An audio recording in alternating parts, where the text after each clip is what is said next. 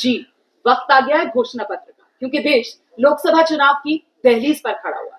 आने वाले कुछ ही दिनों में चुनाव की तारीखों का ऐलान हो जाएगा और इस बीच सियासी हलचल बढ़ती हुई नजर आ रही है। हर तरफ से जोरदार दावे किए जा रहे हैं।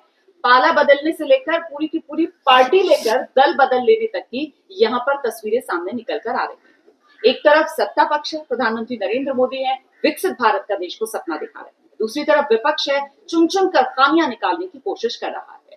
इस सब के बीच अब बड़ी पॉलिटिकल पिक्चर है क्या आखिर 24 चुनाव की, यही समझने के लिए, जानने के लिए घोषणा पत्र आज खास मेहमान हमारे साथ मौजूद हैं। चुनावी इंजीनियर कहिए आप, राजनीतिक आंकड़ों के बाजीगर कहिए आप, या फिर सियासत के सबसे बड़े वैज्ञानिक कहिए आप, प्रशांत किशोर। बहुत स्वागत आपका। नमस्कार। ये प्रशांत की प्रयोगशाला अगर मैं कहूं, क्योंकि जन स्वराज है मतलब सही लोग सही सोच, एक सामूहिक प्रयास, और ये जो प्रशांत की प्रयोगशाला है इसमें प्रशांत किशोर के सियासी अवतार वाला आविष्कार कहां तक पहुंचा? नहीं, प्रयोगशाला तो आप कह सकते हैं। प्रयोगशाला इस नजरिए से है कि पिछले 20 वर्षों में मेरा जो कुछ भी सामाजिक राजनीतिक अनुभव रहा है, पहले 10 साल संयुक्त राष्ट्र संघ में और फिर करीब 8 से 10 साल जो मैंने काम किया, जिसको लोग चुनावी रणनीतिकार, प्रबंधक वगैरह शब्दों से एड्रेस करते हैं, उस 10-20 साल में जो कुछ भी मैंने सीखा, वो सब सीखने समझने के बाद मैंने ये तय किया और मेरी ये समझ बनी, मेरा ये अनुभव रहा कि अगर आपको राजनीति में कोई आमूल-चूल परिवर्तन लाना है तो उसके लिए आपको समाज के स्तर पर उतरकर काम करना होगा। और कहीं न कहीं जो रास्ते आज से सैकड़ों साल पहले, नॉट सैकड़ों साल मतलब 100 साल पहले महात्मा गांधी ने इस देश में करके दिखाया, उसका प्रयोग किया, उसको दिखाया, उससे सफलता पाई, उन्हीं रास्तों से आगे का रास्ता खुल सकता है।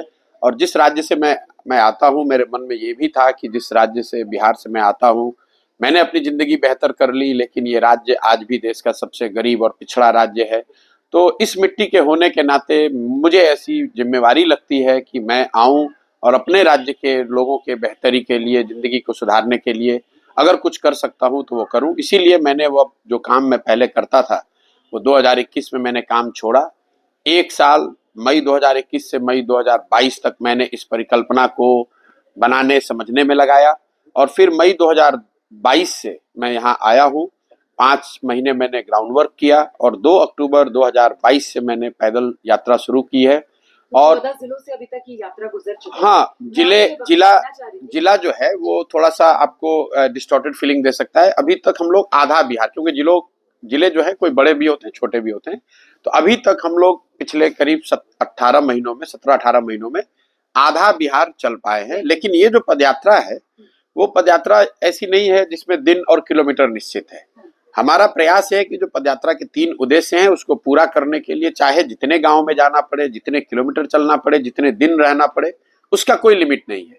एकमात्र लक्ष्य है कि बिहार के गांव-गांव में पहुंचा जाए, वहां लोगों को बताया जाए कि क्या करने से उनकी जिंदगी बेहतर हो सकती है। दूसरा, लोगों को राजनीतिक बेहतर विकल्प के अभाव में मजबूरी में किसी को न वोट देना पड़े, भाजपा के डर से लालू के डर से भाजपा को वोट न देना पड़े। इसके लिए समाज की मदद से एक नया दल, नया विकल्प बनाया जाए। और तीसरा कि अगर लोग अच्छे लोगों को चुन भी दे तो भी जो चुने हुए लोग आए उनके पास बिहार की जमीनी हकीकत को समझकर एक सही योजना हो जिससे बिहार में पलायन रुके, बेरोजगारी खत्म हो, यहाँ के बच्चों के लिए शिक्षा हो। हम लोग भी अगले 10 वर्ष में देश के 10 अग्रणी राज्यों में शामिल हों। इस 3 उद्देश्य को लेकर इसको हमने शुरू किया है।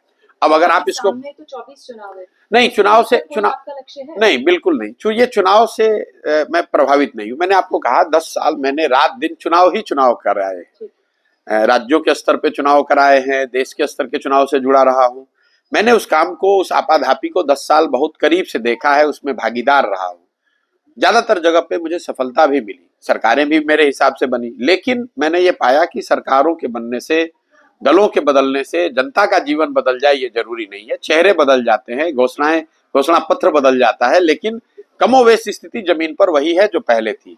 आप बिहार के नजरिए से देखें, 10 वर्ष कांग्रेस की, यूपीए की सरकार थी, तब भी बिहार देश का सबसे गरीब और पिछड़ा राज्य था, तब भी यहाँ के बच्चे पलायन और मजदूरी के लिए मजबूर थे। और जब आज 10 वर्ष से नरेंद्र मोदी जी की सरकार है तो भी बिहार के लोगों की वही दशा है। आज भी हमारे बच्चों को, बिहार के बच्चों को पलायन ही करना है। आज भी यहाँ पर फैक्ट्री नहीं है, आज भी यहाँ पढ़ने की व्यवस्था नहीं है। तो जनता के नजरिए से, खासकर मैं बिहार के नजरिए से बोल रहा हूं, उनके लोगों के जीवन में कोई फर्क नहीं आया। और इसमें मैं अपना प्रयास भी जोड़ता हूं। मैंने 2015 में यहाँ महागठबंधन की मदद की, उनको जिताया, उसके बावजूद बिहार में सुधार नहीं हुआ। तो कहीं ना कहीं हम लोग को ये सीखने समझने की जरूरत है। मुझे ऐसा लगता है, ये मैंने समझा कि सिर्फ दलों के बनने से, जीतने से, हारने से ये परिस्थिति नहीं बदलेगी। उसको हम लोग को जड़ तक पहुंचना होगा, समाज में उतर के प्रयास करना होगा। और इसी नजरिए से मैं प्रयास कर रहा हूं। अपने जीवन के 2 साल, 3 साल, 5 साल, जितना भी समय लगे, मैंने अपना घर, परिवार, काम धाम, दोस्त मित्र, जो भी मेरा था, सब कुछ छोड़कर पिछले 18 महीनों से, 2 साल से करीब करीब, 18 महीने से तो मैं पैदल ही चल रहा हूँ, बाकी 6 महीना पहले इसके प्रिपरेशन में, करीब करीब 2 साल से मैं यहाँ रह रहा हूँ। और मैं पूरी तरीके से संकल्पित हूँ। देश में, दुनिया में क्या हो रहा है उससे मेरा कोई लेना देना नहीं है। हम लोग उसको पढ़ते हैं, सुनते हैं, उस पर टिप्पणी कर सकते हैं, लेकिन मेरे जीवन की प्राथमिकता बिहार में एक बेहतर व्यवस्था बनाना है। और इसके लिए जो कुछ भी करना पड़ेगा वो सब करेंगे। ठीक है, तो आपने पूरी तरीके से खुद को समर्पित कर दिया है बिहार के लिए। अब मेरा सवाल देश को लेकर है। आपने खुद अभी कहा 10 साल मोदी सरकार। सवाल ये कि 10 साल मोदी सरकार के बावजूद एक वो जो एंटी इनकम्बेंसी वाला फैक्टर है, वो इस मोदी सरकार को लेकर क्यों नजर नहीं आता? नहीं, ये देखिए, आप लोग का कई बार आंकड़ों को पढ़ने और समझने का, आंकड़ों की खूबी यह है कि आप उसको जिस तरीके से चाहें उस तरीके से इंटरप्रेट कर दें। मेरा अपना मानना है कि देश में विपक्ष कमजोर कभी नहीं है। विपक्षी पार्टियां कमजोर हो सकती हैं, विपक्ष का फॉर्मेशन कमजोर हो सकता है, विपक्ष कमजोर नहीं है। क्योंकि अगर आप आंकड़ों को ही देखेंगे तो बीजेपी को जब सबसे बड़ी सफलता 2019 में मिली तो उनको 38% वोट मिला। मतलब अगर 100 लोग वोट देने गए, उसमें 38 लोगों ने बीजेपी के, मोदी जी के, उनके कार्यशैली को, उनके विचारधारा को, उनके काम के आधार पर वोट किया। 62 लोगों ने उनको वोट नहीं किया। अब तो विपक्ष जमीन पर नहीं है ऐसी बात नहीं है, जमीन पर हर आदमी खुश है ऐसी बात नहीं है, ज्यादातर लोग तो खुश नहीं है। लेकिन इस 62 को एक साथ करना, और या उसके एक बड़े भाग को एक साथ करना, उसके लिए जो भूमिका विपक्षी पार्टियों की, नेताओं की होनी चाहिए, कहीं ना कहीं वो मिसिंग है। तो विपक्षी पार्टी कमजोर हो सकती है, उनका एजेंडा कमजोर हो सकता है, उनकी नैरेटिव या उनका प्रयास कमजोर हो सकता है। देश में विपक्ष नहीं है या देश में रहने वाला हर व्यक्ति इस सरकार से खुश है, ऐसा मानना बहुत बड़ी गलती होगी। सर, 24 चुनाव को लेकर अगर बिग पिक्चर और पॉइंट वाइज में आपसे कि आपकी नजर में 5 हाई पॉइंट्स क्या रहेंगे? नहीं, हाई पॉइंट्स किस नजरिए से, राजनीतिक नजरिए से या राजनीतिक नजरिए से पहले? नहीं, अगर आप ये जानना चाह रहे हैं कि 24 में क्या होगा, तो आज की तारीख में अगर आज चुनाव हो जाए, 2 महीने बाद क्या होगा मैं जानता नहीं हूं, लेकिन आज चुनाव हो जाए तो बीजेपी लेड एनडीए को बहुत बड़ी बढ़त दिख रही है। ये एक हाईलाइट अगर आप इसको लेना चाहते हैं तो ले ले। ठीक है। लेकिन 2 महीने में और क्या होगा ये मैं जानता नहीं। जनता किस तरफ किसको वोट देती है मुझे नहीं पता है। मुझे ये पता है कि अगर आज चुनाव हो जाए तो बीजेपी लेड एनडीए को एक बहुत बड़ी बढ़त है। बीजेपी की तरफ से दावा किया जा रहा है कि बीजेपी 370 और एनडीए 400। आपसे मैं ये समझना चाह रही हूँ, क्योंकि आपने करीबी से काम करने का तरीका देखा है, प्रधानमंत्री नरेंद्र मोदी का भी, अमित शाह का भी, कि इस तरीके के जो आंकड़े दिए जा रहे हैं इनकी तरफ से, ये वाकई में मुमकिन है? ये लोग देखिए, या फिर ये चुनावी जुमले के तौर पर? नहीं, देखिए, ना वो जुमला है ना ये उसकी कोई गारंटी है कि वो हो ही जाएगा। ये तो चुनाव लड़ने की रणनीति का, प्रयास का, स्ट्रेटेजी का हिस्सा है। चुनाव सिर्फ जमीन पर नहीं, वो दिमाग में भी लड़ा जाता है, साइकोलॉजिकली भी लड़ा जाता है, और एक गोल सेटिंग भी होती है। आप परीक्षा में बैठते हैं तो अपने लिए तय करते हैं कि मुझे 90% नंबर लेकर आना है। उसमें कोई सही गलत की बात नहीं है। 90% का लक्ष्य लेकर आप तैयारी कर रहे हैं। संभव है कि 85 आ जाए, संभव है कि 95 आ जाए। तो अगर बीजेपी ये दावा कर रही है तो ऐसा तो ये हर चुनाव में करते हैं। बंगाल में भी कहा 200 सीट से ज्यादा लेकर आएंगे, हर प्रोग्राम में बैठ के कहा कि 200 से ज्यादा लिख के ले लीजिए, 200 से ज्यादा आ रहा है, आए 77। तो ये राजनीतिक दल, नेता इस तरह के दावे या इस तरह की गोल सेटिंग करते हैं। उसमें कोई सही गलत नहीं है, वो तो एक अनुमान है। किसी को देखिए, देश में जितने लोग भी हैं, नेताओं की बात तो छोड़ दीजिए, जो ट्रेंड सेफोलॉजिस्ट हैं, जो रोज नंबर आंकड़ों को देख रहे हैं, उसका अध्ययन कर रहे हैं, उनको भी किसी को डेफिनेटिव ये पता नहीं होता है।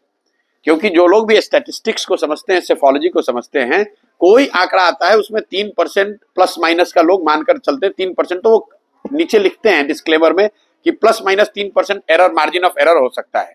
अब भारत जैसे देश में अगर आप 3% प्लस और माइनस मतलब 5%, 6% का आप मार्जिन लेकर चल रहे हैं, 6% में तो कहाँ का कहाँ रिजल्ट हो जाएगा। तो आप एक इन्फॉर्म्ड गेस कर सकते हैं, आप प्रिसाइज नंबर नहीं दे सकते हैं। अगर आप देते हैं तो it's like calling the coin.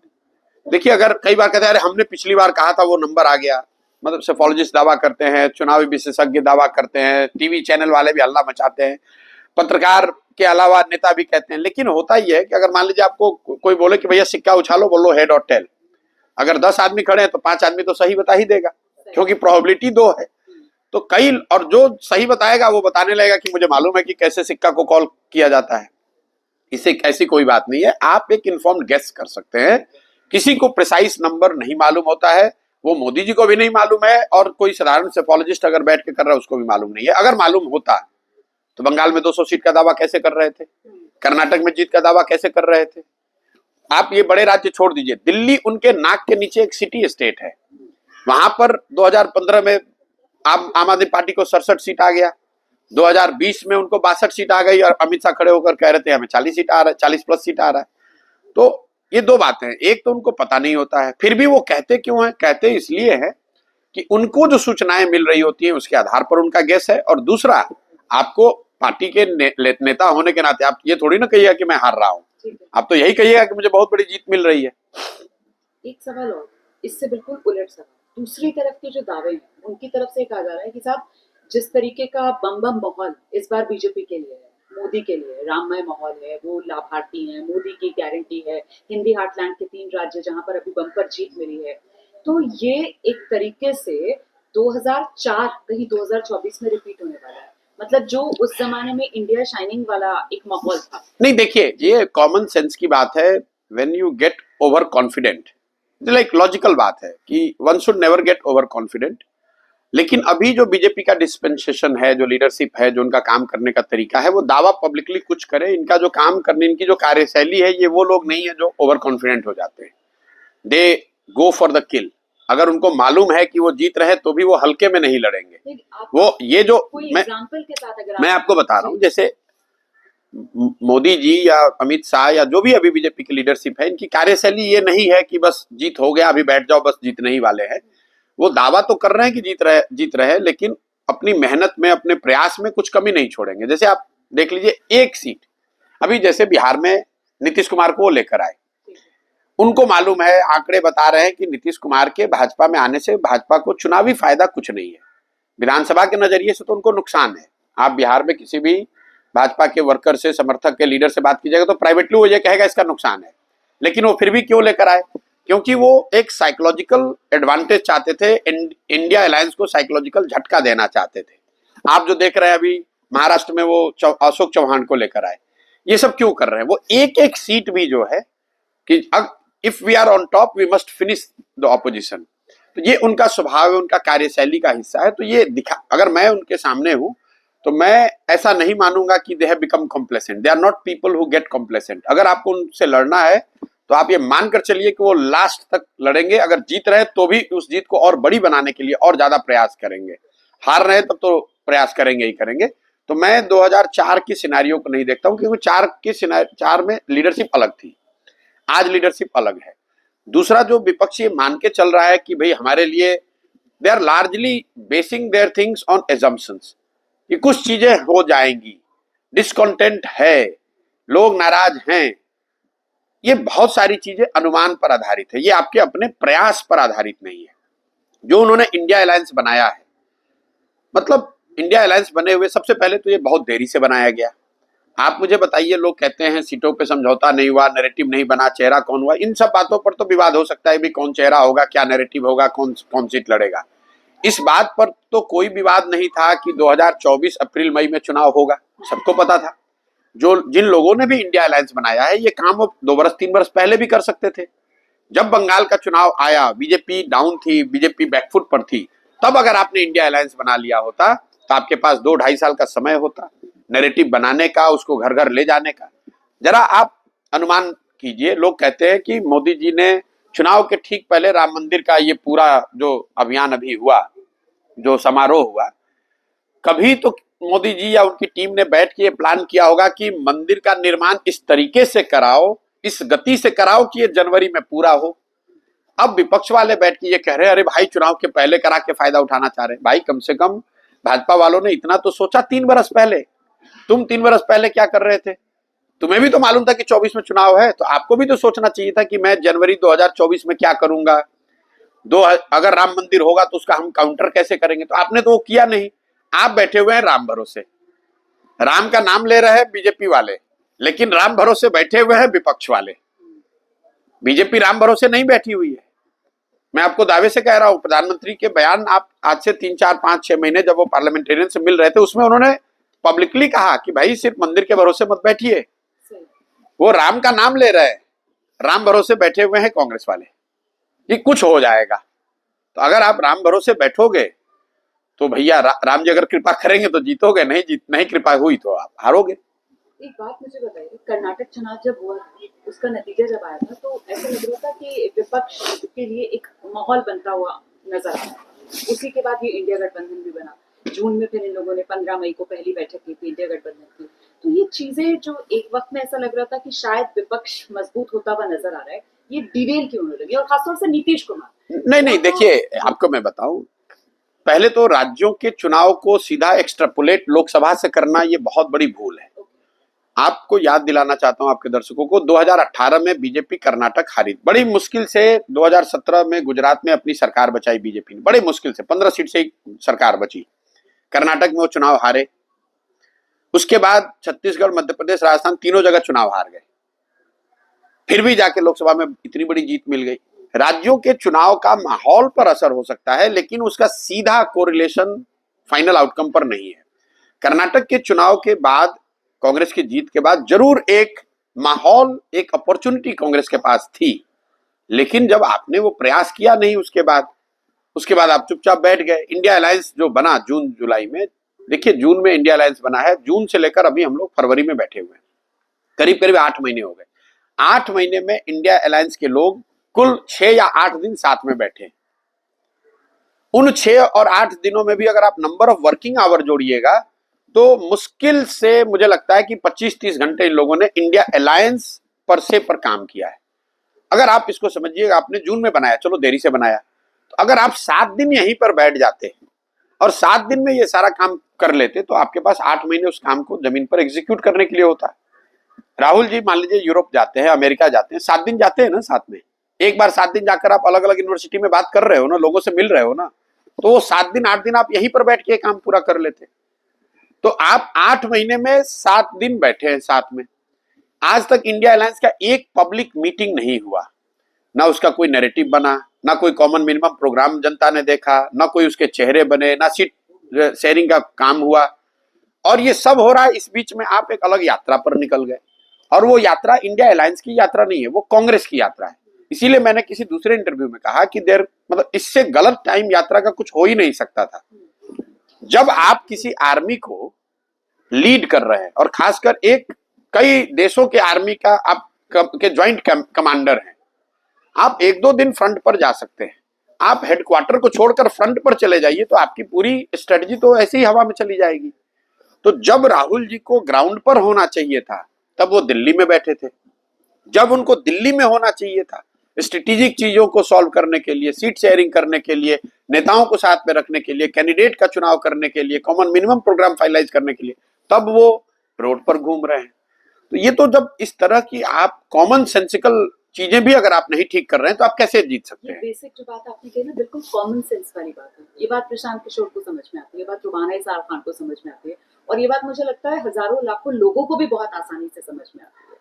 लेकिन ऐसा जो होता है, इसके पीछे की वजह क्या, इसको कांग्रेस का अपॉर्चुनिज्म के तौर पर देखा जाना चाहिए कि कांग्रेस शायद इस चक्कर में थी कि उन पार्टियों की जमीन पर वो खुद को खड़ा कर लेती? और नहीं, मुझे ऐसा नहीं लगता है। अगर ऐसा होता, अगर कांग्रेस की रियली नियत ऐसी होती कि मैं बिहार में आरजेडी जदयू का स्पेस ले लूं, या यूपी में सपा का स्पेस ले लूं, या बंगाल में टीएमसी का स्पेस ले लूं, तो उसके लिए तो 3 साल 4 साल पहले से प्रयास करते। वो उनका वो प्रयास नहीं है, सिंपल लेथार्जी है and lack of common sense है।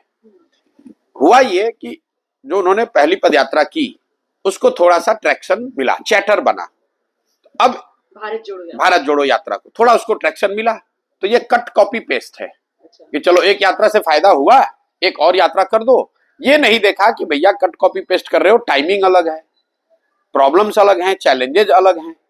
अभी आपके लिए जरूरी है कि आप ममता बनर्जी से सीट फाइनल करो।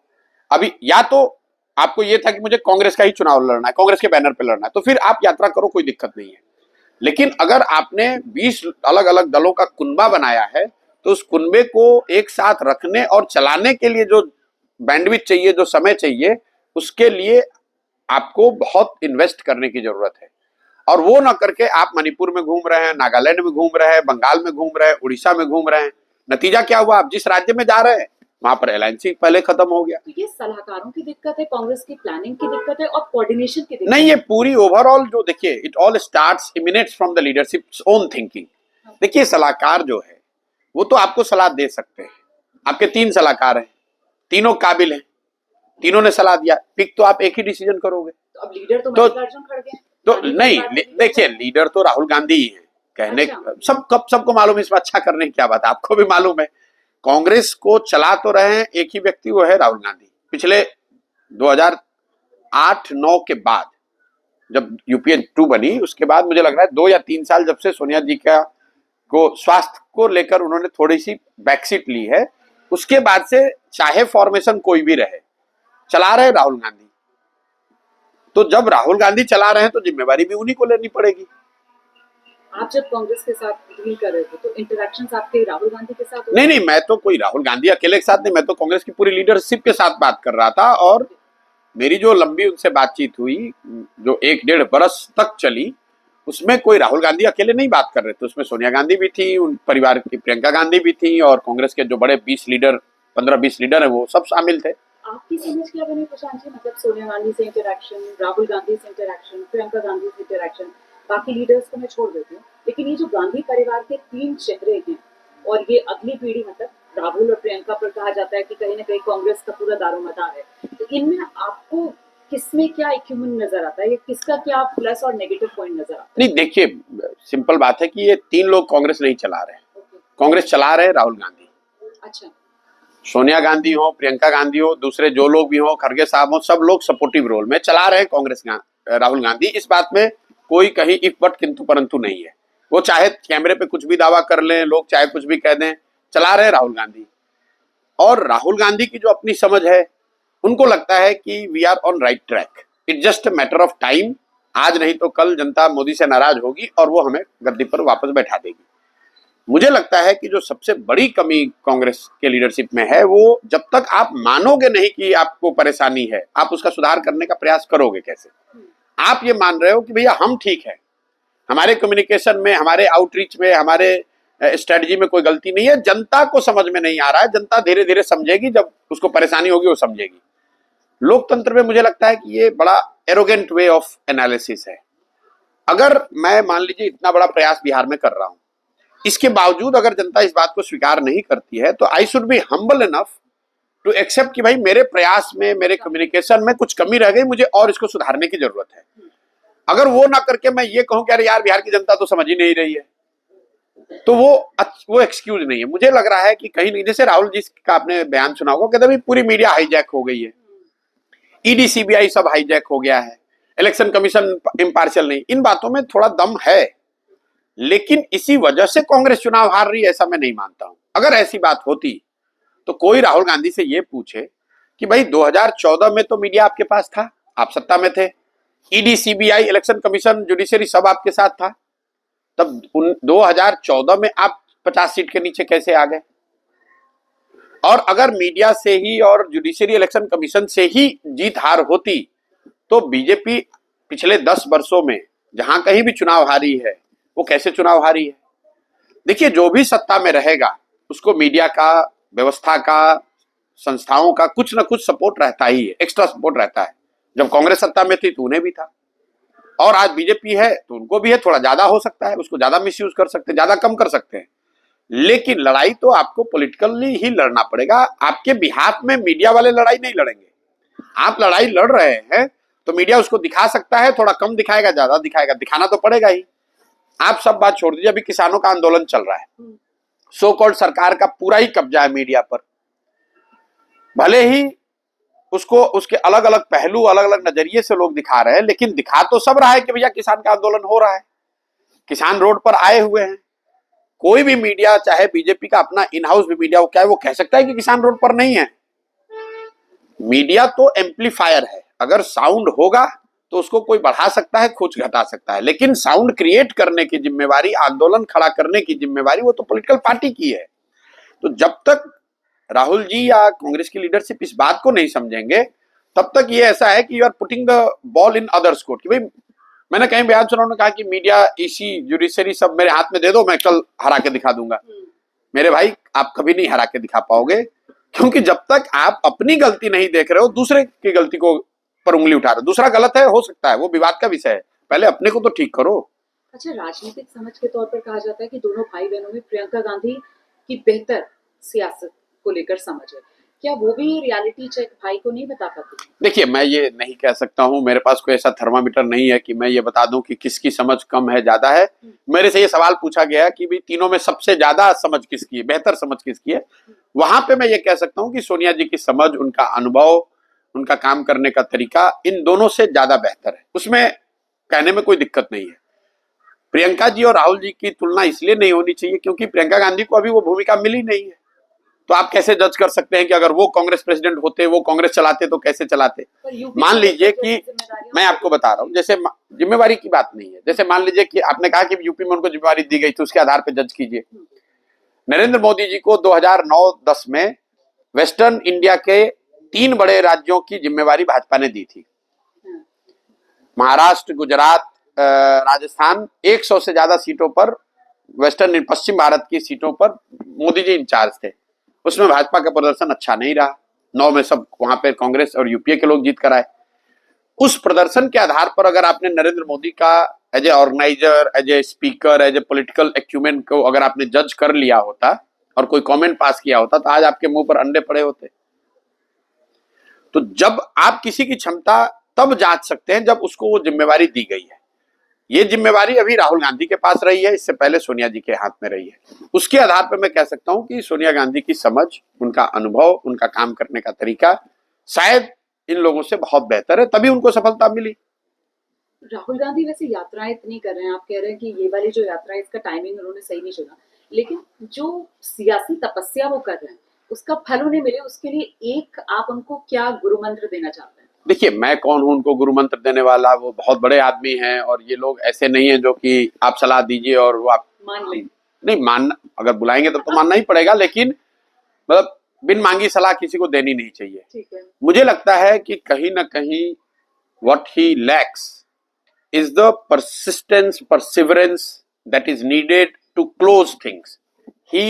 I have observed over last 15 years of his political journey as a student. Hindi में जी। हाँ, मैंने उनके 10-15 साल की राजनीतिक यात्रा को जो मैंने बाहर से थोड़ा करीब से भी देखा, जानना समझने का कोशिश करा, जो एक कमी मैं पाता हूं कि वो चीजों को क्लोज नहीं करते हैं। जैसे मैं आपको एग्जांपल दूं, आज की यात्रा वगैरह छोड़ दीजिए, जब कांग्रेस की सरकार थी, उनकी तूती बोलती थी, वही देश के बड़े भविष्य बताए जाते थे, तब उन्होंने एनएससीवाई आईवाईसी में एक प्रयोग शुरू किया as a general secretary NSCY IYC, कि हमारे ये आईवाईसी और एनएससीवाई में इलेक्शन से चुनाव होगा, इलेक्शन से नए लीडरशिप पैदा की जाएगी।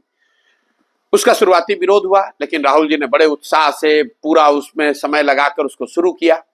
शुरुआती सफलता पंजाब और उत्तराखंड में उसको मिली, लेकिन जब लोगों ने उसको देख लिया कि किस तरीके से इलेक्शन हो रहा है, तो जो सीनियर लीडरशिप थी या जो चीज जो उससे पहले से बेनिफिट पा रहे थे, उन्होंने उस सिस्टम को गेम कर दिया। तो राहुल गांधी जी के पास 2 ऑप्शन थे, या तो वो उस रेजिस्टेंस को या जो उसमें डिस्टॉर्शन आया था उसको और करेक्ट करने के लिए और उस पर लगे रहते, या अगर मान लीजिए कि नए सिस्टम से उनका विश्वास उठ रहा था तो पुराने सिस्टम में जाते, जिसमें नॉमिनेशन वाली बात थी। हुआ क्या, ना वो नए सिस्टम को उन्होंने आगे बढ़ाया, ना पुराने पर वापस गए। नतीजा क्या हुआ, एनएससीवाई आईवाईसी कंप्लीटली बर्बाद हो गई 10 साल में। आपके पास जो पुराना सिस्टम था उसको आपने छोड़ दिया, नया एक्सपेरिमेंट किया, आधा एक्सपेरिमेंट करके छोड़ दिया। और इस तरह मैं आपको 20 ऐसी घटना बता सकता हूं जहां पर राहुल गांधी ने बड़े उत्साह से कोई काम शुरू किया, शुरुआती दिनों में उसको बैक किया, कम व्हाट में वी विल डू दिस, और फिर जैसे ही रेजिस्टेंस आया, जैसे ही सेटबैक लगा, जैसे ही परेशानी आई, तो या तो फिर मुश्किल का सामना नहीं कर पाते। नहीं, मुश्किल का सामना करने की बात नहीं, सामना तो कर रहे हैं, हाँ। लेकिन जब परिस्थिति विपरीत होती है तो मैदान छोड़ के भाग जाते हैं। मतलब उस पर अनिर्णय की स्थिति हो जाना। मैदान छोड़कर भागे नहीं है, अनिर्णय की स्थिति कि भाई मुझे इलेक्शन वाले फॉर्म में जाना है या पुराने फॉर्म में जाना है, ये निर्णय ले लो। अगर ये निर्णय ले लोगे तो सही या गलत कुछ फायदा होगा, अगर आप अनिर्णय में रहेंगे तो दोनों का ही नुकसान, दोनों साइड से नुकसान हो रहा है। और ये उनके पूरी राजनीतिक यात्रा का मैंने पैटर्न देखा है। भाई प्रशांत किशोर को ले आओ, अब प्रशांत किशोर की जो पूरी योजना है उसको आपने समझ लिया, और समझने के बाद आपने यूपी में शुरुआत की। जैसे ही थोड़ी सफलता मिली, जो समाजवादी पार्टी आपको 10-20 सीट नहीं दे रही थी उसने 110 दिया, अब तुरंत प्रशांत किशोर के प्लान को छोड़ के वो अलायंस वाला प्लान अपना लिया। नतीजा क्या हुआ कि जो आपने शुरुआत की थी 27 साल यूपी बेहाल, उसी सपा से जाके आपने अलायंस कर लिया, तो ना माया मिली ना राम, दोनों ओर से मारे गए। तो वो जो डिसाइसिवनेस है, एक डिसीजन लेना और डिसीजन पर टिके रहना, वो मुझे लगता है कि उनकी सबसे बड़ी कमजोरी है। जब तक उस चीज को वो नहीं एड्रेस करेंगे तब तक कोई भी सफलता बहुत बड़ी मिलने वाली नहीं है। तो फैसला ना लेने की क्षमता राहुल गांधी की आप कह रहे हैं सबसे बड़ी कमजोरी? नहीं, फैसला न लेना मैं नहीं कर, फैसला लेना और फिर उस पर टिके ना रहना, फैसले पर टिके रहना और do whatever it takes to execute it. आपने निर्णय लिया, निर्णय लेने में तो तुरंत निर्णय ले लेते हैं, ये तो दिक्कत है, तुरंत निर्णय ले लिया, यात्रा करनी है। अच्छा, लेकिन नहीं लगाते हैं फैसला लेने में। फैसला लेने में यही तो दिक्कत है। अगर आप समय लगाकर निर्णय नहीं लोगे तो आपने निर्णय ले लिया तुरंत, हाँ भाई प्रशांत किशोर ये बता रहे हैं बिल्कुल ठीक है, तुरंत करते हैं। लेकिन मेरा अपना यूपी का क्यों, मैं 10 दिन बैठने के बाद भी मैंने उनके ऑफर को, कांग्रेस के ऑफर को क्यों मना किया? इसलिए मना किया कि मेरा यूपी में अनुभव ये रहा था कि जब आप उनको चीजें बताते हैं कांग्रेस की लीडरशिप को कि ये 10 चीजें करनी है, वो तुरंत एग्री कर जाएंगे। 10 के 10 बात, लोगों को लगता है कि लोग एग्री नहीं कर रहे, वो 10 के 10 बात एग्री कर जाते हैं। मेरी समस्या है कि बहुत जल्दी एग्री कर जाते हैं, 10 चीज पे एग्री कर गए। इसका मतलब उन्होंने पूरी उसकी नुआंसेस को समझा ही नहीं कि इस 10 चीज को करने में कितनी ताकत, कितनी डिटर्मिनेशन की जरूरत है। नतीजा ये होता है कि जब आप 10 चीज को करने जाएंगे और 4 चीज में जैसे ही अटकेंगे तो फिर आप उसको मैदान छोड़कर भाग जाएंगे, और भागेंगे मतलब अब उसको छोड़ दिया बीच में ही, लटका दिया, तो अब आप ना पीछे जा रहे ना आगे जा रहे हैं, ये मुसीबत है। तो फिर अब कांग्रेस तो राहुल गांधी के हाथों में, तो 14 की तरह और ज्यादा डेसिमेट होते हुए हम देखेंगे 24 में कांग्रेस को, या 19 में जो हल्का सा ग्राफ बढ़ा था 14 के बाद, उस दिशा में आपको? नहीं, 19 में ग्राफ बढ़ा कहाँ था भाई, आप लोग देखिए, जो कांग्रेस को सीटें 19 में आई थी जी, वो केरल से आई, तमिलनाडु से आई और पंजाब से आई। ये 3 राज्य हैं, 9 सीट तमिलनाडु से, 18 केरल से और 7 पंजाब से। तो 2/3 करीब 2/3 कांग्रेस के जो एमपी आज हैं वो 3 राज्यों से आते हैं। ये कोई भी राज्य ऐसा नहीं जहां कांग्रेस ने बीजेपी से लड़के उनको हराया हो। केरल में आप लेफ्ट को हराए, तमिलनाडु में आप एआईएडीएम को हराए और वो भी डीएम के अलायंस में, और पंजाब में आपने अकालियों को हराया। जब तक कांग्रेस बीजेपी से डायरेक्ट मुकाबले में उनको नहीं हराएगी, और वो करीब 250 ऐसी सीटें हैं जहां कांग्रेस और बीजेपी में सीधा मुकाबला है, जब तक कांग्रेस उसमें कम से कम 1/3 सीट ना जीते, मतलब लोग कहते हैं रिवाइवल का प्लान क्या है? रिवाइवल का ये प्लान है कि आप विपक्ष को मजबूत बनना है, जीतना हारना छोड़ो, कम से कम ये कोशिश करो कि 30% का स्ट्राइक रेट आपका बीजेपी के अगेंस्ट हो, 25% का स्ट्राइक रेट हो। अभी कांग्रेस का स्ट्राइक रेट बीजेपी के अगेंस्ट 14 और 19 दोनों में सिंगल डिजिट में है। अगर वो 10 सीट लड़ते हैं तो उसमें 1 या 2 जीतते हैं। जिस दिन वो 10 में 3 या 4 जीतने लगेंगे, अपने आप आपको रिवाइवल दिखेगा। और वो बीजेपी के अगेंस्ट की बात है। आप तेलंगाना में जीत जाइएगा, उससे कोई फायदा नहीं है, उसकी सीटों की संख्या बढ़ जाएगी, लेकिन जो परसेप्शन है, जो राजनीतिक डिस्कोर्स है, वो नहीं बदलेगा जब तक कि आप बीजेपी को गुजरात में, महाराष्ट्र में, छत्तीसगढ़ में, बिहार में, यूपी में, इन राज्यों, वेस्टर्न और नॉर्दर्न इंडिया में जो करीब 300 सीटें हैं, इन 300 सीटों में जब तक कांग्रेस, एसपी, आरजेडी, एनसीपी, ये जो 4 दल हैं, ये मेन लोग हैं, 2014 के बाद इन सभी दलों की, सिर्फ कांग्रेस की नहीं, आरजेडी के पिछली बार 0 सांसद आए, सपा के 14 में 5 थे, 19 में भी 5 हैं। यही हाल कमोबेश एनसीपी का है। तो जब तक कांग्रेस प्लस ये 3 पार्टियों का स्ट्राइक रेट एटलीस्ट 20-25% नहीं होगा, तब तक आपको ऑपोजिशन का रिवाइवल नहीं दिखेगा। ठीक है सर, बिहार से शुरू कर लेते हैं, इन्हीं चारों राज्यों पर जरा बात कर लेंगे। बिहार के अंदर जब तक नीतीश कुमार आरजेडी महागठबंधन इंडिया गठबंधन में थे, तब तक ये माना जा रहा था कि बीजेपी को 24 में नुकसान होगा 2019 के मुकाबले। हालांकि अभी आपने कहा कि बीजेपी को एक सीट का फायदा नहीं होगा नीतीश कुमार के साथ आने से। नीतीश कुमार के साथ आने से बीजेपी पार्टी को यहाँ नुकसान होगा। तो इसलिए नुकसान होगा कि नीतीश कुमार का अपना कोई वोट बैंक यहाँ बचा नहीं है, खासकर लोकसभा के चुनाव के नजरिए से। नीतीश कुमार के साथ आने से नुकसान बीजेपी को यह है कि अब वो ज्यादा सीट लड़ नहीं सकते हैं।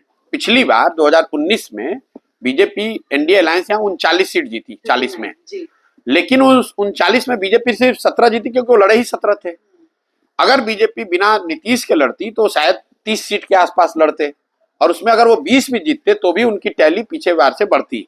अब वो उतनी सीट लड़ेंगे नहीं, तो नेट या तो 2-4-5 सीट का फायदा होगा या नुकसान होगा। लेकिन एनडीए को यहाँ पहले भी बहुत बड़ी बढ़त थी बिहार में, और नीतीश कुमार के आने के बाद से वो बढ़त थोड़ी और 1-2% से और मजबूत हुई होगी। लेकिन नीतीश कुमार के आने से एनडीए की ताकत बिहार में बढ़ गई है, ऐसा जो लोग दिल्ली में बैठ के एनालिसिस कर रहे हैं, उनको बिहार की पॉलिटिक्स का जमीनी हकीकत का कोई जानकारी नहीं है। वो जो मोदी और अमित शाह की जोड़ी एक सीट पर फोकस करती है, जो आपने कहा कि बहुत फोकस्ड है, तो नीतीश कुमार को एनडीए के पाले में लाकर बिहार 40 लोकसभा सीटें, 40 में से 40 स्ट्राइक रेट का इंतजाम तो किया नहीं, वो उनको मालूम था कि यहाँ पर हम जीत रहे हैं। नीतीश कुमार को सीट के लिए लेकर नहीं आए हैं, नीतीश कुमार को वो साइकोलॉजिकल उस लड़ाई के को जीतने के लिए लेकर आए हैं कि नीतीश कुमार इंडिया गठबंधन बना रहे थे, उसके अगुआ थे, प्रधानमंत्री का चेहरा बन रहे थे विपक्ष के, तो उसी को तोड़ के ला दो। तो एक झटके में जो साइकोलॉजिकल झटका दिया बीजेपी ने, उसके लिए दिया। उनको इलेक्टोरल यहाँ कोई फायदा नहीं है,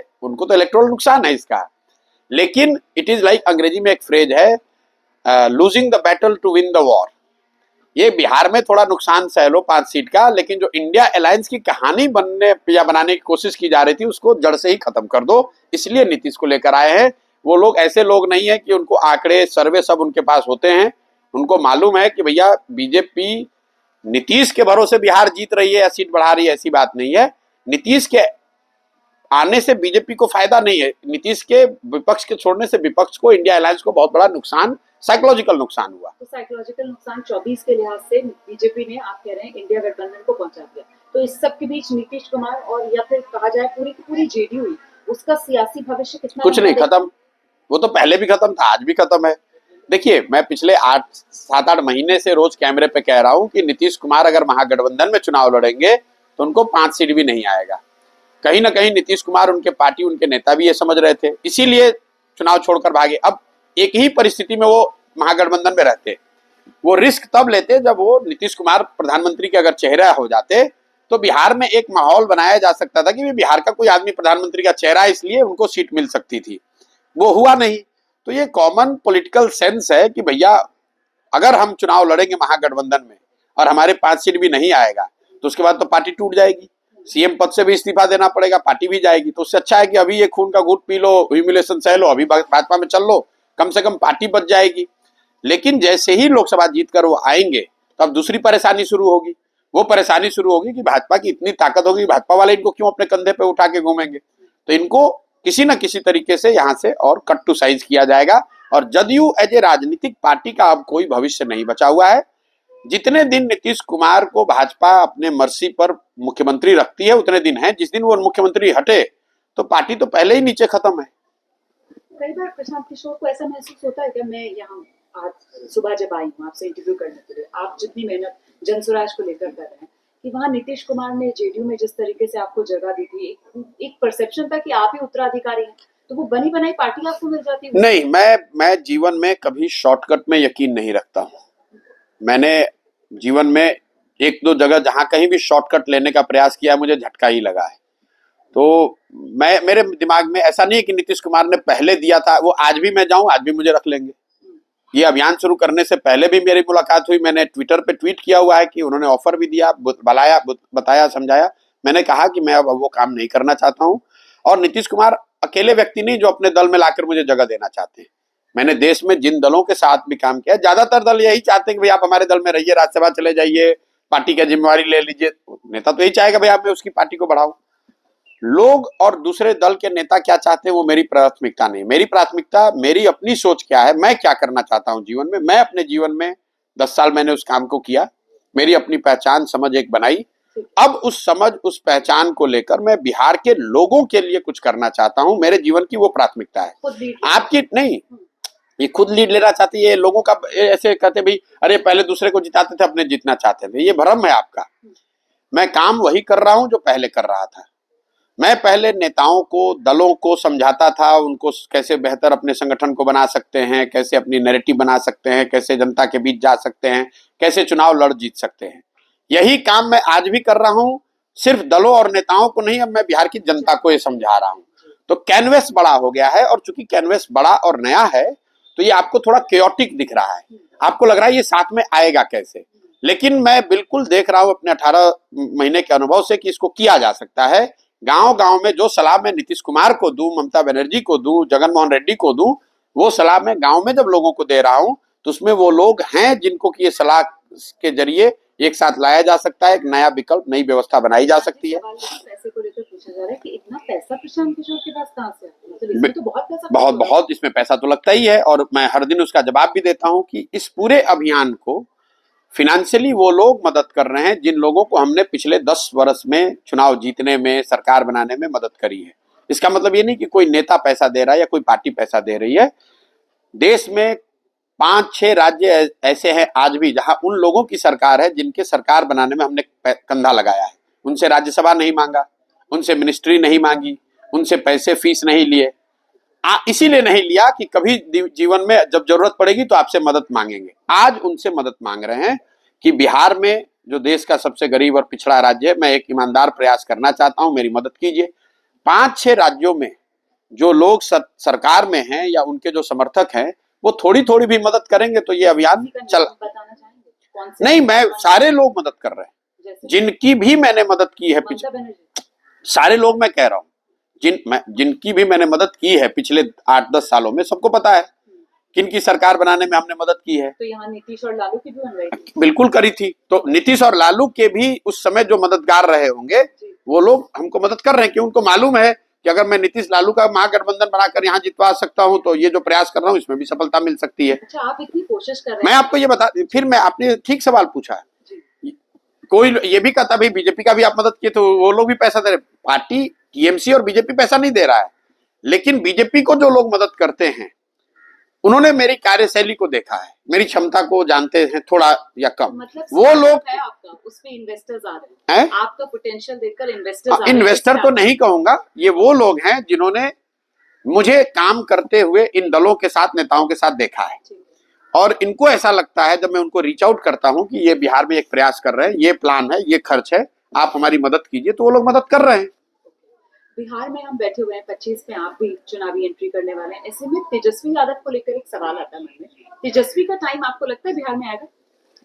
देखिए, व्यक्ति की तो मैं कोई बात नहीं करता हूं, लेकिन ये जो मतलब राजनीति में काठ की आंधी बार बार नहीं चढ़ती है। ये लोगों का भ्रम है कि आरजेडी कोई बहुत बड़ा दल है बिहार में और लालू जी का करिश्मा यहाँ कायम है।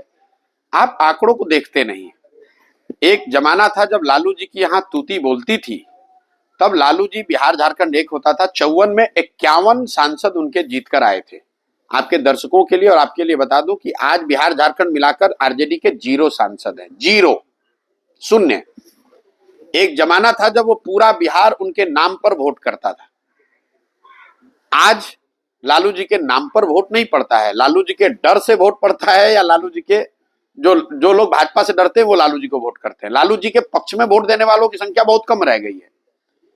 मुझे किसी ने बताया भाई लालू जी बिहार के इतने बड़े नेता थे, वो प्रधानमंत्री क्यों नहीं बने? तो मेरा अपना जो आकलन है लालू जी के अपने राजनीतिक जीवन का, लालू जी किसी जमाने में जब उन्होंने शुरुआत की, जब बहुत बड़े नेता थे, तो वो गरीबों के नेता थे, फिर वो पिछड़ों के नेता बने, फिर वो यादवों के नेता बने। आज के तारीख में लालू जी या उनके सुपुत्र तेजस्वी जी राजद के यादवों के नेता हैं, वो बिहार के यादवों के भी नेता नहीं है। बिहार में सीएसडीएस का सर्वे, बड़ी सीट पार्टी है। सुन तो लीजिए आप, जी। बिहार का सीएसडीएस का सर्वे उठाकर देख लीजिए, हाँ जी। 30% से ज्यादा यादव समुदाय के लोगों ने भाजपा को पिछले लोकसभा में वोट किया है। तो मैंने आपको जो कहा कि वो किसी जमाने में, अब आज देखिए आप कह रहे हैं कांग्रेस की हालत बहुत खराब है, लेकिन कांग्रेस को तो आज 50 से ज्यादा एमपी हैं। अगर आप या मैं पार्टी बना लूं और हमारे 55 सांसद आ जाएं तो लोग कहेंगे कि Prashant Kishor is the new rising star of India. लेकिन कांग्रेस के अगर 50 सीट आए हैं तो आप हम क्या कह रहे हैं कि कांग्रेस खत्म हो रही है, बिल्कुल बर्बाद हो गई, क्योंकि वो किसी जमाने में उनके 400 सीट होते थे। तो आपने जो आपका जो सवाल पे आ रहा हूं कि आज उनके 75 या 77 एमएलए हैं, तो ये वो पार्टी है जो कभी 51 सांसद होते थे जिसके, उसके अगर आज 75 विधायक हैं तो वो पार्टी बढ़ रही है या घट रही है? तो भविष्य इसी से आप देख लीजिए। आप चढ़ान पर नहीं है, आप ढलान पर हैं। और राजनीति में मोमेंटम का बहुत बड़ा, डायरेक्शन का बहुत बड़ा असर होता है। एब्सोल्यूट एक किसी गिवन पॉइंट पर आपको क्या हुआ उससे ज्यादा जरूरी है कि आप डायरेक्शनल कॉल देखिए। तेजस्वी यादव, एक मिनट देखिए, एक मिनट आप बीजेपी को देखिए। बीजेपी 1984 में 2 सीट पर आई। उसके बाद अगर आप बीजेपी का ग्राफ 2019 तक प्लॉट करेंगे तो 2009 में एक छोटा डिप आया, एक, लेकिन ग्राफ एक तरफा ऊपर बढ़ता जा रहा है। कांग्रेस का ये रिवर्स प्लान कीजिए 1984 से। कई बार लोगों को लगता है कांग्रेस कल हार गई, परसों हार गई। 1984 के बाद से कांग्रेस आज तक देश में चुनाव जीती ही नहीं है, पूरा देश नहीं जीती है। वो 15 साल सत्ता में रहे लेकिन वो चुनाव देश में नहीं जीते। मैं आपको एक उदाहरण देकर आपके दर्शकों को बताना चाहता हूं। 1989 में कांग्रेस के 198 सांसद जीते राजीव गांधी के नेतृत्व में। पूरे देश ने कहा कांग्रेस हार गई, बीपी सिंह प्रधानमंत्री बने। 2004 में जिस इंडिया सैनिक की आप बात कर रहे थे, कांग्रेस के 142 सांसद आए। पूरा देश कह रहा है भाई सोनिया गांधी के नेतृत्व में कांग्रेस जीत गई। मेरे भाई, कांग्रेस पार्टी के तौर पे तो आप 198 से घट के 142 हो गए। तो किसी चीज को देखने का जो नजरिया है हर आदमी का अलग अलग है। आप कह रहे हैं कि आरजेडी बहुत, यहाँ पे 75 उनके विधायक हैं। मैं ये देख रहा हूं कि भाई इनके 51 सांसद होते थे, आज 0 सांसद हैं। किसी जमाने में इनके 250 विधायक होते थे, आज 70 बचे रह गए। राजनीति का ग्राफ ढलान पर बता रहे हैं। बिल्कुल उनका ढलान पर है। उत्तर प्रदेश पर आ जाते हैं। उत्तर प्रदेश में एक जो गठबंधन की कोशिश की गई, अब आरएलडी उसमें से पहले ही निकल गई, समाजवादी पार्टी और कांग्रेस में बात नहीं बनी। क्या गठबंधन अगर सही से बन पाता इंडिया, तो उत्तर प्रदेश देश का सबसे बड़ा सियासी सूबा, वहां बीजेपी को कंटेन किया जा सकता था? गुंजाइश नहीं, बहुत मुश्किल है, बहुत मुश्किल है। जैसा मैंने पहले आपको कहा, जो यूपी का गठबंधन है उसकी कोर जो ताकत है वो सपा है। और जब तक सपा मजबूत नहीं होगी तब तक उस अलायंस की बहुत बड़ी संभावना बनती नहीं। जब सपा बसपा अलायंस हुआ पिछली बार, that was the best opportunity. अब बीएसपी डेसिमेट हो गई है और बीएसपी का जो वोट शेयर कुछ उन्होंने रिटेन किया, कुछ भाजपा में चला गया, कुछ शायद सपा को भी आया होगा। तो वो ताकत कम हुई है। सपा को भी क्लोजली फॉलो करने वालों को देखना चाहिए। कई बार लोगों को लगता है भाई मुलायम सिंह जी, जो सब नेताजी जो बड़े नेता थे, मुलायम सिंह जी के सक्रिय राजनीति से हटने के बाद से अखिलेश यादव के नेतृत्व में सपा आज तक चुनाव नहीं जीत पाई है। 2012 में जीते, 2000 पहली जब पिछली बार चुनाव लड़े जीते ये यूपी में, जब सरकार बनी 2009-10 में, उस समय मुलायम सिंह यादव चेहरा थे, शिवपाल जी थे, अखिलेश जी, उसमें एक उनकी प्रोमिनेंट भूमिका थी। लेकिन चुनाव मुलायम सिंह यादव जी के चेहरे पर, उनके नेतृत्व में लड़ा गया। जीतने के बाद अखिलेश जी को बनाया गया सीएम। लेकिन उसके बाद जब से मुलायम सिंह यादव जी हटकर अखिलेश जी का चेहरा बन गया, उसके बाद से 4 बड़े चुनाव हुए, 2 लोकसभा 2 विधानसभा। चारों चुनाव में सपा बुरी तरह हारी है। 2014 के लोकसभा चुनाव हुए, अखिलेश जी मुख्यमंत्री थे, उस समय सपा को 5 सांसद आए। 2017 में कांग्रेस के साथ अलायंस में लड़े, 50-55 विधायक आए। 2019 का लोकसभा चुनाव वो बसपा के साथ अलायंस में लड़े, बसपा को 10 आए लेकिन सपा को 5 ही आए। फिर 2022 में जब उन्होंने चुनाव लड़ा विधानसभा का, फिर उनको बुरी तरह हार का सामना करना पड़ा। तो अखिलेश जी के नेतृत्व में सपा अभी तक चुनाव जीती नहीं है। ये बात मैं बार बार आपको कह रहा हूं, चाहे वो राहुल जी हो, तेजस्वी हो, अखिलेश हो, पार्टियों का नेतृत्व मिलना, चूंकि आपके पिताजी की पार्टी है तो परिवार की पार्टी है तो आप उसका नेतृत्व ले सकते हैं। पार्टी का नेता बनना आसान है, देश का, राज्य का नेता बनना अलग है। आपकी पार्टी है, आपके पिताजी लालू जी हैं तो आप राजद के नेता बन जाएंगे, लेकिन इसका मतलब ये नहीं कि आप बिहार के नेता बन गए। आप मुलायम सिंह जी के लड़के हैं तो आप सपा के नेता बन जाएंगे, तो सपा का जो वोटर है, काडर है, सिस्टम है, व्यवस्था है, वो आपको नेता मान लेगा। लेकिन उत्तर प्रदेश की जनता ने आपको नेता माने, इसके लिए तो आपको लंबे प्रयास की जरूरत है। बंगाल पर जरा चलिए, वहां पर ममता बनर्जी और दीदी की शैली बेहतर तरीके से आप दर्शकों को बता पाएंगे, क्योंकि एक परसेप्शन उनके बारे में बनता है कि साहब बहुत ही जिद्दी किस्म की औरत हैं, वो जो फैसला ले लेती हैं शायद उस पर टिकी रहती हैं अपने फैसले पर, लेकिन इंडिया गठबंधन के साथ आई और फिर गठबंधन से अलग हो गई। इससे ममता बनर्जी की जो सियासत है बंगाल में, उसे फायदा होगा या नुकसान? देखिए, मैं दीदी के साथ मैंने 2 साल काम किया है, हाँ जी। और बंगाल के चुनाव में मैंने दीदी को फ्लेक्सिबल अच्छा। और काम करने में बहुत, जिसके साथ काम करने में आसानी हो वैसा ही पाया। मुझे कम से कम व्यक्तिगत तौर पर, मैंने ये कई मौकों पर मैंने कहा है कि मुझे दीदी के साथ काम करते हुए कोई दिक्कत हुई नहीं। 2 साल मैंने बड़े आराम से और मजे से काम किया वहाँ। आज उनकी क्या स्थिति है, क्या परिस्थिति है, मैं बंगाल से सीधा जुड़ा हुआ नहीं हूँ, लेकिन मैं बंगाल में बीजेपी और टीएमसी में बड़ी लड़ाई देखता हूँ। कई लोगों को जो ऐसा लग रहा है कि विधानसभा में जिस तरह की सफलता टीएमसी को मिली थी, इसका मतलब है कि बीजेपी एकदम कमजोर पड़ गई है पश्चिम बंगाल में, वो बहुत बड़ी भूल कर रहे हैं। बंगाल में BJP is a rising force. अच्छा। और टीएमसी को बहुत बड़ी चुनौती है, और टीएमसी ने अगर ठीक से चुनाव नहीं लड़ा तो उनको 2019 की तरह झटका भी लग सकता है।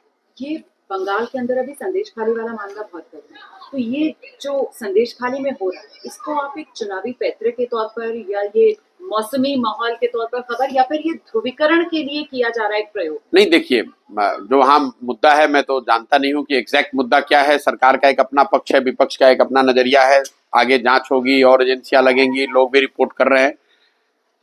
जब आप सत्ता में हैं और इस तरह की घटना सही या इन टर्म्स ऑफ परसेप्शन अगर आ जाए, तो सत्ता में बैठे हुए दल और नेता को उसका नुकसान होना ही होना है। ये बात आप मानकर चलिए।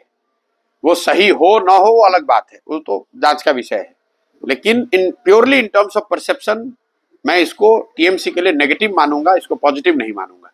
ठीक है, अब मैं महाराष्ट्र की तरफ आते हैं। आपने एनसीपी का भी जिक्र किया। महाराष्ट्र, क्या आपको ऐसा लग रहा है कि सबसे ज्यादा जिसके बारे में कुछ आप अनुमान लगा ना पाए, उस तरीके का एक राज्य बनकर उभरा है? क्योंकि वहां पर जो इंडिया गठबंधन वाले दल हैं वो दो फाड़ हो चुके हैं, एनडीए का बिल्कुल शक्ल बदली हुई है, महाविकास अघाड़ी की शक्ल बदली हुई है। देखिए, महाराष्ट्र की जो स्थिति है, मैं कोई महाराष्ट्र का या किसी भी राज्य का एक्सपर्ट नहीं हूं, मैं तो ऐसे बैठ के आपसे चर्चा कर रहा हूं।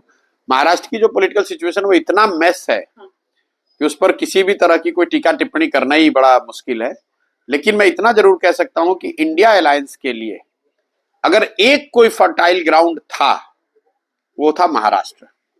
और कहीं ना कहीं बीजेपी भी इस बात को समझती है। बिहार के मुकाबले भी महाराष्ट्र बिल्कुल सबसे फर्टाइल ग्राउंड महाराष्ट्र था, और बीजेपी को इसकी भनक, इसकी खबर, इसकी जानकारी है। इसीलिए आप अगर पिछले 1 साल में प्रधानमंत्री के दौरे अगर देखें, नॉन पॉलिटिकल दौरे, तो सबसे ज्यादा दौरे उन्होंने महाराष्ट्र और तमिलनाडु में किए।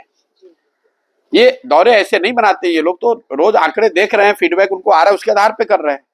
कहीं ना कहीं भाजपा को भी इस बात का एहसास रहा है कि महाराष्ट्र में स्थिति गड़बड़ हो सकती है। लेकिन विपक्ष जिस तरीके से महाराष्ट्र को एक्सप्लॉइट कर सकता था पॉलिटिकली अपने फेवर में, मुझे नहीं लगता है कि वो आज इस स्थिति में है कि वो उसको एक्सप्लॉइट कर पाए।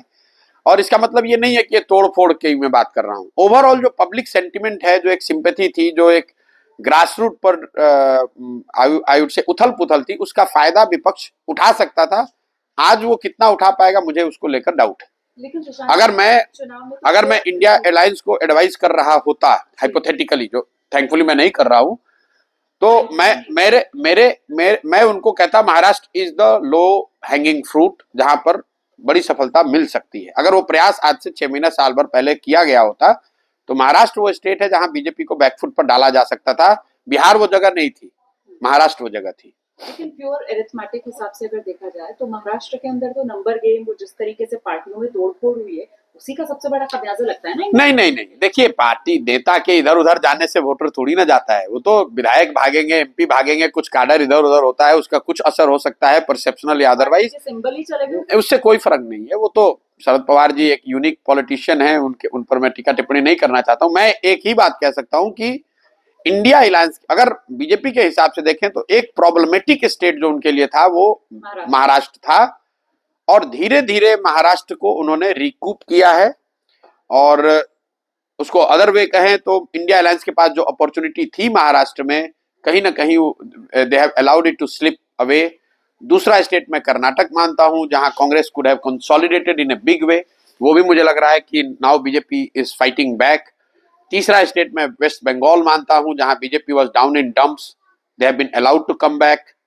और मुझे लग रहा है कि इन तीनों स्टेट जो बड़े राज्य हैं, इन तीन बड़े राज्यों में, और अगर विधानसभा के नजरिए से देखूं तो मध्य प्रदेश वो राज्य था जहां बीजेपी बैकफुट पर थी कर्नाटक के बाद, वहां पर Congress has allowed BJP to come back. नहीं तो बंगाल के अंदर अगर ममता कांग्रेस और लेफ्ट के साथ आ जाती तो वो बीजेपी नहीं कंटेन किया जा सकता। मैं बात भाई पिछला जो विधानसभा चुनाव हुआ था उसमें तो लेफ्ट और कांग्रेस दीदी के साथ नहीं थे, फिर भी भाजपा को 77 पर उतार दिया गया। सिर्फ अलायंस कर लेने मात्र से, नेताओं के साथ में आने से कोई चुनाव जीत हार नहीं होती है, वो तो एक पहलू है सिर्फ। मैं ये कह रहा हूं कि बंगाल में BJP was decimated below 10, BJP has made a comeback, is making a comeback और appearing to be making a comeback. In Maharashtra BJP was in backfoot, India alliance for the lack of their effort and strategy again has allowed that gain to go away। और कर्नाटका जहां BJP एकदम back foot पर चली गई थी, कांग्रेस को lead था, वहां पर भी मुझे लग रहा है कि BJP is going to make an stunning comeback. और ये तीनों चारों स्टेट में जो कमबैक है, इसी वजह से आप देख रहे हैं कि फिर से जो चैटर है कि 330 350 ये सब जो बातें हो रही हैं, वो बीजेपी वाले इसलिए कर पा रहे हैं कि इन तीन चारों राज्यों में जहां उनको परेशानी थी वहां पर या तो उन्होंने अपने प्रयास से स्थिति बेहतर की, या ऑपोजिशन के लैक ऑफ एफर्ट से वो एडवांटेज जो था वो उनके हाथ से निकल गया। एक और चीज जो अभी पिछले दिनों हमने देखी, आप कर्नाटक का जिक्र कर रहे हैं, पर वो बात ये निकल कर आई सियासी पसंद के तौर पर देश में एक नॉर्थ साउथ डिवाइड की, तो मतलब कर्नाटक के जरिए बीजेपी उसको पार्ट लेगी इस बार 2000। नहीं, ये देखिए बड़ा सिंपलिस्टिक, टीवी स्टूडियो में बैठ के लोग कहे नॉर्थ साउथ डिवाइड, ऐसा मैं देखता नहीं हूँ। इंडिया में एक divide electorally, I am underlining electorally, उसको किसी दूसरे क्षेत्र में ना करें, वो है ईस्ट साउथ और नॉर्थ वेस्ट। ईस्ट साउथ और नॉर्थ हाँ, और ईस्ट वेस्ट, ईस्ट साउथ का मतलब है आप बिहार से शुरू कीजिए, बिहार, बंगाल, उड़ीसा, तेलंगाना, आंध्र प्रदेश, तमिलनाडु, केरल, ये जो 220 सीटें हैं, यहां पर भाजपा की 50 से कम सीटें रही हैं। 150 से ज्यादा सीट विपक्षी दलों के पास रही है, या उन दलों के पास रही है जो बीजेपी नहीं है, एनडीए का हिस्सा फॉर्मली नहीं है, चाहे वो नवीन पटनायक हो, जगनमोहन रेड्डी हो, फॉर्मली एनडीए के हिस्सा नहीं रहे। तो ये 150 एमपी जीते हुए हैं जो नॉन बीजेपी नॉन एनडीए हैं। इनकी वैल्यू इसलिए नहीं है पॉलिटिकली क्योंकि जो बाकी के 300 बच गए नॉर्थ और वेस्ट में, जहां BJP is fighting with Congress, NCP, SP and RJD, in 300 में बीजेपी 80% सीट जीत गई। तो जब तक आप नॉर्थ और वेस्ट में बीजेपी को, अगर आप बीजेपी को नॉर्थ और साउथ में समझो, नॉर्थ और वेस्ट में अगर आपने 80 सीट में हरा दिया, तो ये 80 और बाकी के जो 150 हैं वो मिलकर 230 240 हो सकते हैं। नॉर्थ साउथ का डिवाइड इसलिए नहीं, जैसे आप कह रहे हैं कर्नाटक में बीजेपी जीती हुई है 100% लोकसभा की सीट, तो नॉर्थ साउथ का डिवाइड कहाँ है? ये आपने बहुत अच्छा बताया, ईस्ट साउथ और नॉर्थ और वेस्ट वाला जो डिवाइड आपने बताया। ये जो है ना, अगर आपको बीजेपी को हराना है तो पूरी ताकत आपको लगानी है वेस्ट और नॉर्थ में 75 से 80 सीट जीत जाओ।